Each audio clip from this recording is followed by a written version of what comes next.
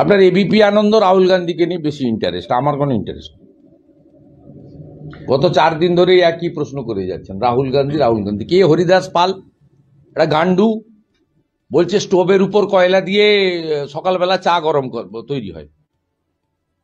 কদিন আগে বলেছে আসামে, বলছে সকালে উঠে স্টোভের উপরে কয়লা দিয়ে তারপরে চা বানানো হয়। স্টোভের উপরে কয়লা দেওয়া হয় আমি তো কই দেখিও নি শুনিও নি। তাহলে যার এই সেন্স, তাকে কাউন্ট কেন করেন?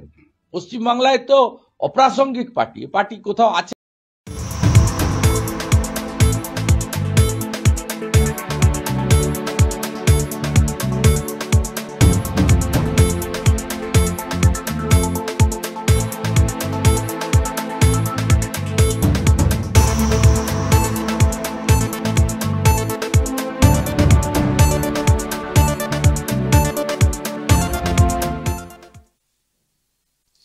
নমস্কার, আদাব। আমি আপনাদের প্রবীর বিশ্বাস। আপনারা দেখতে শুরু করেছেন রোজকার অভ্যেস মতো বিশ্বজোড়া বাঙালির আওয়াজ এনকে ডিজিটালের অনুষ্ঠান এক্স ফ্যাক্টর। আজকের এক্স ফ্যাক্টর রাজনীতিবিদদের মুখে কুকথা। দেখুন, রাজনীতি করে যারা, তারা হচ্ছে রাজার নীতি করে, অর্থাৎ যেসব মানুষ রাজার নীতি ফলো করে তারাই হচ্ছে গিয়ে আমাদের রাজনেতা। এবং এই রাজনেতারা অনেকেই জনপ্রতিনিধি, মানুষের ভোটে জিতে এসেছেন এবং জিতে এসে তারা মানে মানুষের সেবায় কাজ করবেন, মানুষের কল্যাণে কাজ করবেন, এটাই তো কাম্য। এবং তারা এক একজন আইকন আমাদের। সেই আইকনদের মুখে যখন শুভেন্দুর মতন ভাষা শুনি, তখন সত্যি লজ্জিত হতে হয় একজন বাংলাভাষী হিসেবে, একজন দেশবাসী হিসেবে। রাজনীতিতে কুকথা নতুন কিছু নয়। রাজনীতিতে কুকথার যে ট্র্যাডিশন, সেটা সমানে চলেছে। সেই বিনয় কোঙার থেকে শুরু করে বিমান বসু, প্রত্যেকেই নানা সময় নানা রকম রাজনৈতিক কুকথা বলেছেন এবং বিপরীত দলের রাজনীতিতে, উল্টো দিকে থাকা রাজনীতিবিদদের একদম বিলো দ্য বেল্ট অ্যাটাক করেছে। এটা আমরা দেখেছি। এই রকম পরিস্থিতিতে পশ্চিমবাংলার রাজনীতির সংস্কৃতি ধ্বংস হয়ে যাচ্ছে এবং সেই কফিনে শেষ পেরেকটা পুঁতলেন শুভেন্দু অধিকারী। রাজনীতিতে অনেক সময় অনেকে কুকথা বলেন, বিরোধী রাজনৈতিক দলের উদ্দেশ্যে বলেন, কিন্তু এর আগে আপনারা দেখেছেন নরেন্দ্র মোদী সাহেবকে পশ্চিমবাংলায় এসে একদম রাস্তার টোন টিটকিরি করা ছেলেদের ঢঙে মমতা বন্দ্যোপাধ্যায়কে আক্রমণ করতে। দিদি, ও দিদি, ঠিক এই ভাষাতে। তারই উত্তরসূরি, তার দলেরই একজন অধস্তন, তিনি রাহুল গান্ধীকে যে ভাষায় আক্রমণ করলেন, সে ভাষাটা আমার মুখে আসছে না, আপনারা প্রথমেই শুনলেন। যে ভাষায় আক্রমণ করলেন, এটা নিন্দা করার কোনো জায়গা আর নেই। অন ক্যামেরা প্রেসের সামনে তিনি এই কথা বলছেন। এবং শুভেন্দু অধিকারীর সাথে একসময় পরিচিতি থাকার সুবাদে যে শুভেন্দু অধিকারীকে চিনতাম, আজকের শুভেন্দু অধিকারীকে চিনতে কষ্ট হচ্ছে, অসুবিধে হচ্ছে। এই শুভেন্দু অধিকারীকে আগে কখনো দেখিনি।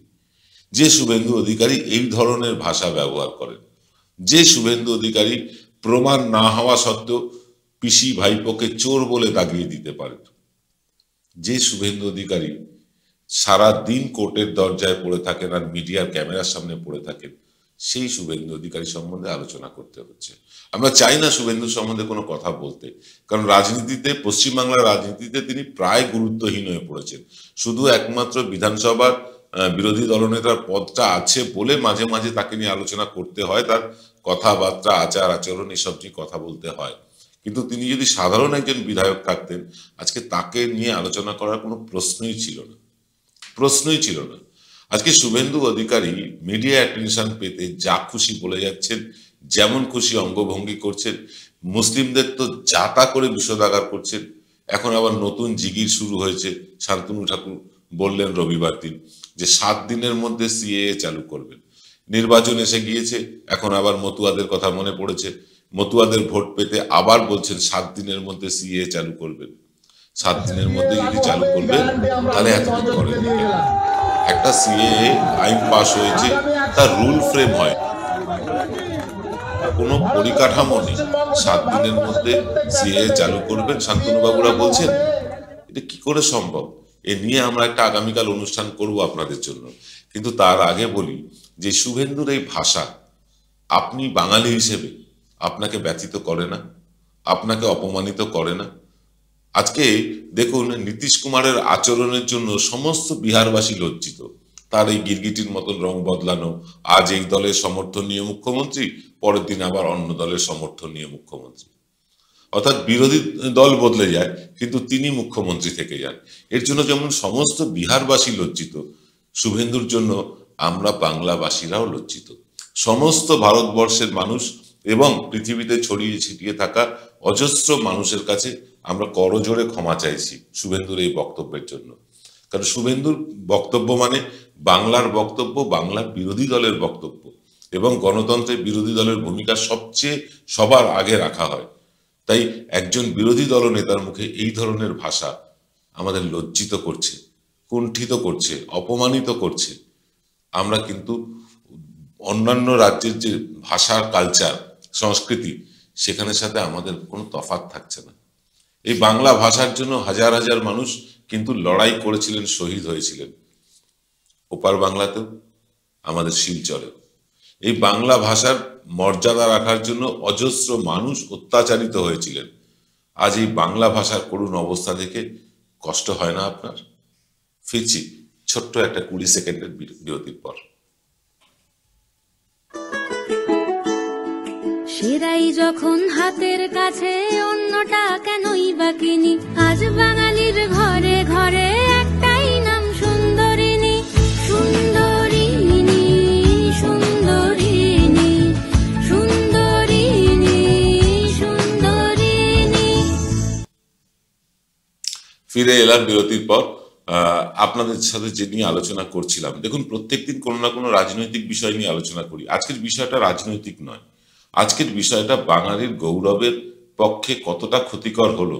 বাঙালি যে ভাষায় রবীন্দ্রনাথ লিখতেন, যে ভাষায় নজরুল ইসলাম লিখতেন, সেই ভাষায় আজ এই ধরনের ভাষা প্রয়োগ হচ্ছে, তাও রাহুল গান্ধীর মতন একজন নেতৃত্বের বিরুদ্ধে। লজ্জা করছে না আপনার? আপনি যে রাজনৈতিক দলের লোক হন না কেন, বাঙালি হিসেবে আপনি কি একটুও লজ্জিত নন, একটুও মর্মাহত নন যে একজন বিরোধী দলনেতা এই ধরনের ভাষা প্রয়োগ করতে পারেন? আমাদের তো খুব খারাপ লাগছে, ভীষণ খারাপ লাগছে এই নিয়ে অনুষ্ঠান করতে। কিন্তু এটা কোনো টেলিভিশন চ্যানেল আপনার সামনে এনে দেখাবে না। তাদের অনেক রকম বাধ্যবাধকতা আছে, অনেক অসুবিধা আছে, কিন্তু আমাদের তো অসুবিধে নেই। আমরা দেখাতে পারি, আমরা বলতে পারি, আমরা প্রতিবাদ করতে পারি। যেখানেই বাংলা ভাষার বাঙালির অপমান হয়েছে, এনকে ডিজিটাল সবার আগে প্রতিবাদ করেছে। আজও তাই করলাম আমরা, কারণ আমরা জানি এই ধরনের ভাষা যে সংস্কৃতির আনবে, সে সংস্কৃতি আমার আপনার আগামী প্রজন্মের জন্য খুব খারাপ, ভীষণ খারাপ। রাজনীতিতে যদি এই ধরনের ভাষা ব্যবহার করা হয়, এই ধরনের ভাষা প্রয়োগ হয়, সেটা রাজনীতির মানে অবনমন না, পুরো জাতির অবনমন। আর বাঙালির জাতির অবনমন শুভেন্দু অধিকারীকে মানে হাতে করার জন্য আমরা প্রতিবাদ করব। কেউ অধিকার দেয়নি শুভেন্দু অধিকারীকে যে বাঙালির ভাষা নিয়ে এ ধরনের কুৎসিত মন্তব্য করবেন। দেখুন গাল মন্দ এসব থাকে, এগুলো ব্যক্তিগত স্তরে মানুষ বলতেই পারেন, কিন্তু on camera television channel, YouTube চ্যানেলের বুমের সামনে এই ধরনের ভাষা কেউ প্রয়োগ করতে পারেন? তিনি ব্যক্তিগত লাইফে বলতেই পারেন, কিন্তু শুভেন্দু এই কথাগুলো প্রকাশ্যে বলে আসলে তিনি তার নিজের রাজনৈতিক নগ্নতা প্রকাশ করেননি, তিনি দৈন্যতা দেখিয়েছেন তার রাজনৈতিক দলেরও। লজ্জা করে ভাবতে যে এরকম একজন নেতা বিরোধী দলের দলনেতা। এমনি সুকান্ত মজুমদার বিরোধী দলের সভাপতি প্রদেশের, কিন্তু তার কোনো অস্তিত্ব নেই। দিলীপ ঘোষকে প্রায় মুছেই ফেলা হয়েছে, রাহুল সিনহা তো কবে হারিয়েই গিয়েছেন। এখন ওয়ান ম্যান শো চলছে, সেটা হচ্ছে শুভেন্দু। কিন্তু সেই শুভেন্দুর মুখেও তো ভাষা ঠিক করতে হবে। দিলীপ ঘোষও ভাষায় আক্রমণ করতেন, অত্যন্ত নোংরা ভাষায় আক্রমণ করতেন, সায়ন্তন বসু করতেন, কিন্তু এই ধরনের কুভাষা তাও একজন দেশের মানে বিরোধী দলের নেতার সম্বন্ধে। তিনি ভুল বলতে পারেন, বিরোধী দলের নেতা রাহুল গান্ধী ভুল বলতে পারেন, ঠিক বলতে পারেন, সেটা ভুল ঠিক নিয়ে আলোচনা করা যায়, কিন্তু এই ভাষা প্রয়োগ করে আপনার একজন বাঙালি হিসেবে আপনার কতটা লজ্জা লাগছে লিখে জানাবেন কমেন্টে আমাদের। আমরাও জানতে চাই বাঙালি কি ভাবছে শুভেন্দুর এই ভাষা নিয়ে। দেখবেন প্রচুর টেলিভিশন চ্যানেল আছে, প্রচুর ইউটিউব চ্যানেল আছে যারা এটাকে পুরো চেপেই গেছে, কিন্তু আমরা পারলাম না। এরকম ভাষা নিয়ে অনুষ্ঠান করব, মানুষের কাছে কি বার্তা যাবে? কিন্তু এই ভাষা নিয়ে অনুষ্ঠান না করলে আসলে তো বাঙালির মানে অপমানটাকেই মেনে নেওয়া হয়। অন্যায় যে করে আর অন্যায় যে সয়, দুজনেই তো সমান দোষী কবির ভাষায়।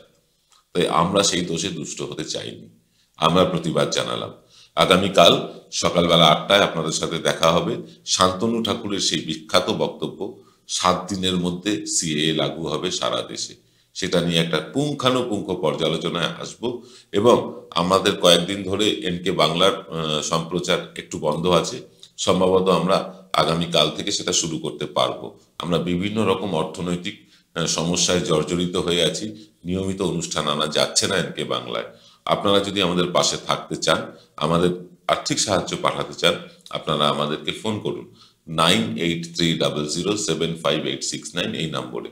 এই নাম্বারেই ফোন করে আপনারা আমাদের বিজ্ঞাপন দিতে পারেন। 300 টাকা, 500 টাকা এবং 2000 টাকার বিনিময়ে এনকে ডিজিটালের লক্ষ লক্ষ কোটি কোটি দর্শকের কাছে আপনার সংস্থার নাম, পরিচয় এবং আপনার ব্যবসার বিজ্ঞাপনটা পৌঁছে যেতে পারে। ফোন করুন আমাদেরকে, আমাদের পাশে থাকুন, এইভাবে যাতে আমরা নিয়মিত দুবেলা আপনাদের জন্য পুঙ্খানুপুঙ্খ নির্ভীক একদম স্বচ্ছ সমালোচনা, পর্যালোচনা, আলোচনা যাই বলুন না কেন সেটা তুলে আনতে পারি। আজ এই পর্যন্ত, সকলে ভালো থাকবেন, নমস্কার।